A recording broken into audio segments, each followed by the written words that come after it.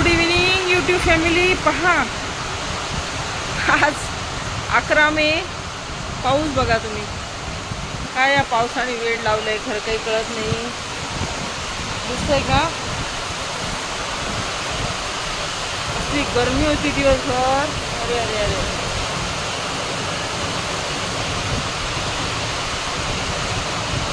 कठीण आहे.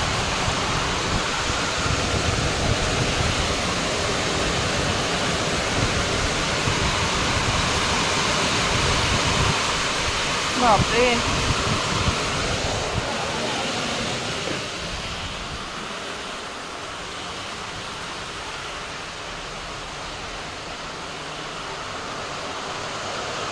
काय आहे?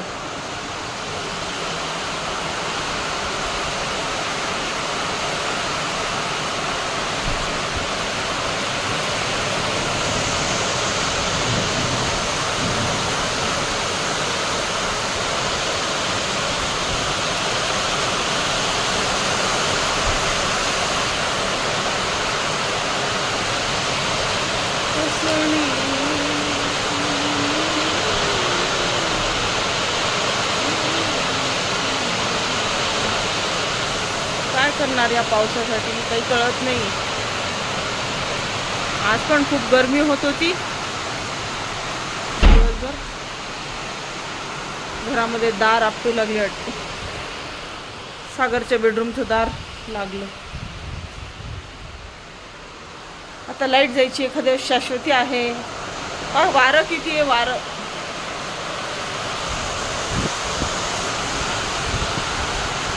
सगळं पाणी.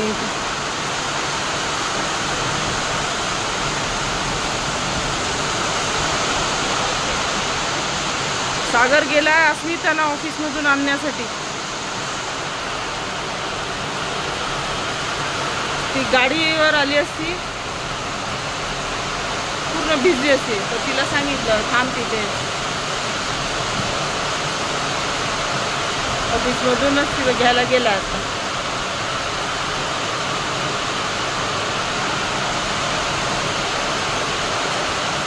कसलं वारं आणि पाऊस दोन्ही सोबतच.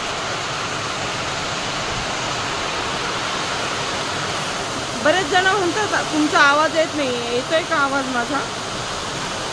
ती कमेंटमध्ये सांगा. आज अजून संध्याकाळचा स्वयंपाक ते काहीच नाही. आज हे वातावरण बघण्यातच बाहेर उभं राहून बसली.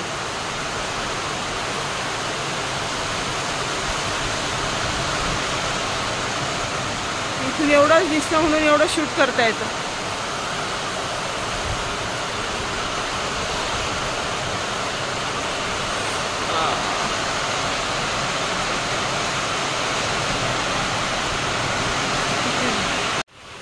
इथे ना माझ्या डोळ्याची इथे काय लागलं काय माहित रात्री तर आग होती ना.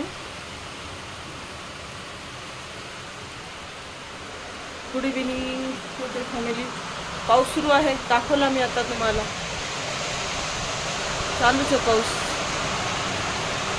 हे बघा हे बघा. आजोबा थांबलेत पार्किंगमध्ये.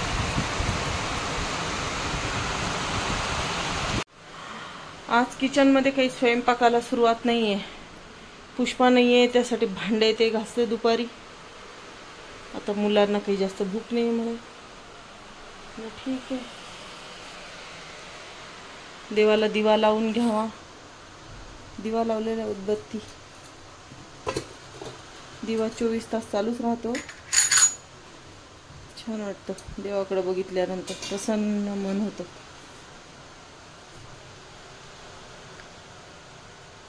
शुभं करोति कल्याणमारोग्यं दिव्या दिव्या पत्कार कार्यक्रमूर्ती भारती व्हायला पाहून नमस्कार. दिवाला देवापाशी उजडला तुझी कशी माझा नमस्कार सर्व.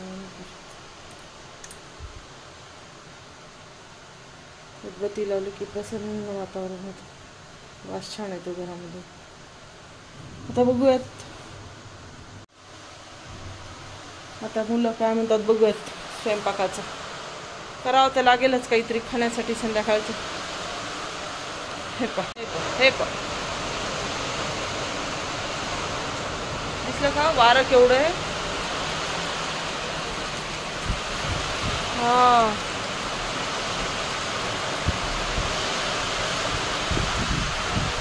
आज आता तुळशीजवळ दिवा नाही लावता येणार कारण आज पाऊस असल्यामुळे हे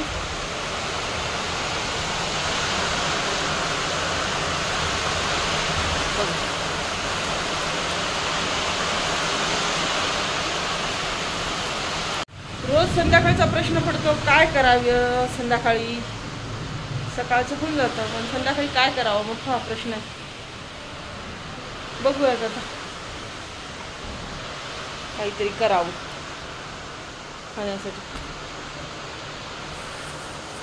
काय म्हणता तुम्हाला व्हिडिओ कसे काय वाटतात सांगत चला. सबस्क्राईब करा, शेअर करा. आता हे असं रोज पावसाचं दाखवते. काल पण दाखवलं, आजही तेच चालू आहे. संध्याकाळचं आज काही दाखवलं नाही, शूट नाही केलं.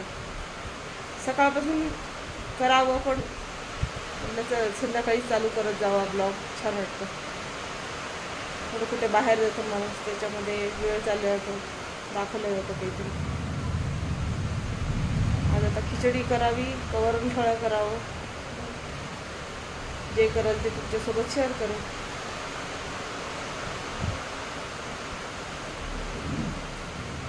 मागच्या ब्लॉगमध्ये थोडा आवाज कमी येतो. ह्या पावसामुळेच आवाज कमी येतो. पाऊस थोडा कमी झाला की मग परत आवाज. आणि फॅन AC त्याचा आवाज असल्यानंतर आवाज येत नाही असं मला मेसेज आला की आवाज येत नाही आहे म्हणून. आवाज तर येतोय कोणाच्या मोबाईलमधून येत नाही आहे. तरी त्या भरपूर जोरात बोलते मी पहिल्यापेक्षा. आता थोडी सवय पण होऊ लागली कॅमेऱ्यासमोर बोलण्याची. त्यामुळे चला मग तुम्ही काय करणार स्वयंपाक काय करताय कळवा. संध्याकाळचे ना 7 वाजले. आता पाऊस सुरू होऊन अर्धा तास तर नक्कीच झाला. हे अजून चालूच आहे.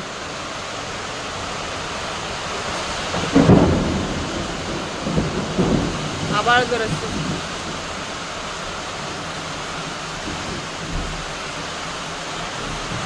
कोणतं काय ऋतू म्हणावा हा काहीच कळत नाही. बापरे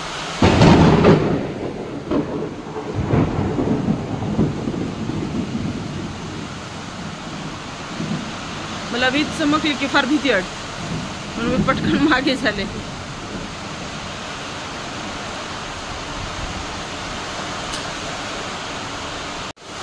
इथे दारामध्ये उभं राहून मी बाहेरची मजा बघत असते. तुम्हालाही दाखवते. खुर्ची टाकून बसायला काही नाही. इथे इथपर्यंत पाणी येत आहे त्याच्यामुळे दारातूनच बघते.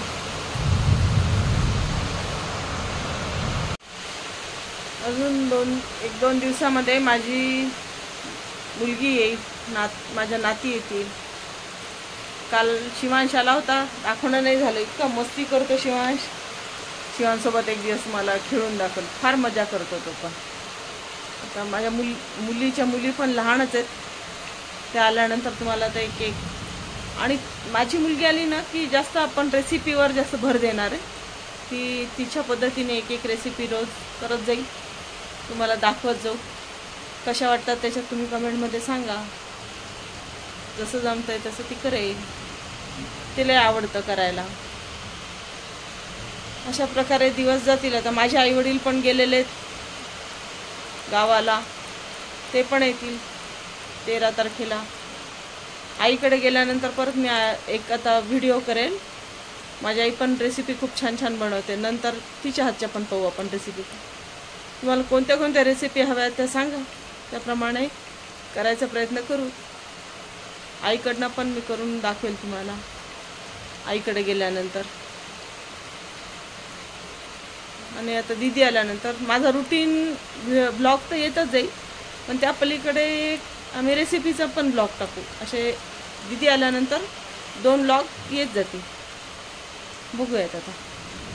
असं आम्ही प्रयत्न तर करतोय करायचा, पण तिचे लहान बाळ आहेत त्याच्यामुळे जितकं होईल आमच्याकडनं तेवढं करण्याचा प्रयत्न करू.